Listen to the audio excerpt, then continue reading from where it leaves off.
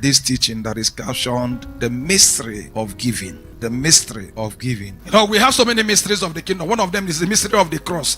Give me 1 Corinthians chapter 1 verse 18. The mystery of the cross, for example, is foolishness to people of the world. Everybody want to go. For the preaching of the cross is to them that unbelievers, it is what? Foolishness. But unto us, it is the power of God through which he saved us from our sin. But to people on the, that is the way they see many of the kingdom mysteries. They see it as foolishness. One of the mysteries of the kingdom is the mystery of giving. And I said in the first service that giving, what makes God God is his giving nature. Please write this down. What makes God God is his giving nature. God is not blessed. God is a blessing. And that's what makes him God. Everything looks up to him. Are you hearing me? Everything looks up to him for supply. Everything. I'm repeating myself. And he gives. Animals depend on. The Bible says that even the animals, they look up to him for their daily bread and his supply. Because giving is his nature. Anytime he sees a giver, he is naturally attracted to that person. Because a giver reminds God of his nature. You didn't hear what I said though. Anytime Jehovah sees a giver, he naturally likes the person. And that is why giving works both in kingdom and in the world. If there's anything God is asking anybody, is honor. You know the Garden of Eden.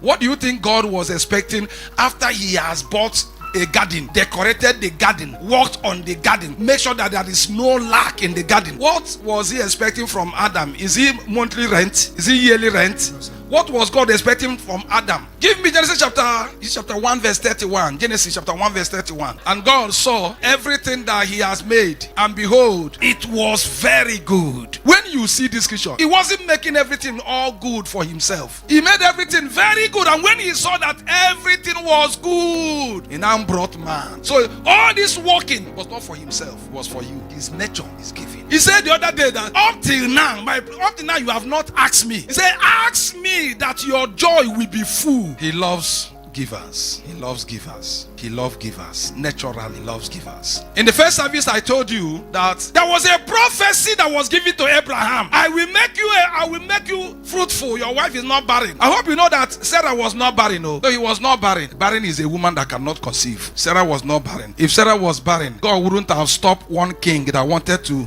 marry Sarah. That prophecy was there. One day, meanwhile, they were very, just like sister said, very holy, walking with God, obeying God, hearing God, walking with God. But one day, he gave to people that he never knew and make them to eat in his house. Call Sarah from her resting. I know that you just came back from farm, but please, we had some visitors. Can you cook something for them? And they cooked and they ate. The Bible said that next year, the prophecy that was hanging over 25 years was fulfilled. You know, I used to think that it was the prayer of Abraham that saved Lot. You know, when the angels were leaving, Abraham was interceding. Please, if you see 50 people in Sodom, will you kill them? If you see that, it was not the prayers of Abraham. It was what Lord did. In Genesis chapter 19, from verse 1. And there came two angels to Sodom at evening. And Lot sat in the gates of Sodom. And Lot, seeing them, he rose up. He saw them, people that are on their way journey. They didn't ask him a question. He saw them. He stood up and did what? And went to meet them. Are you following what? And did what again? He bowed himself. Go ahead.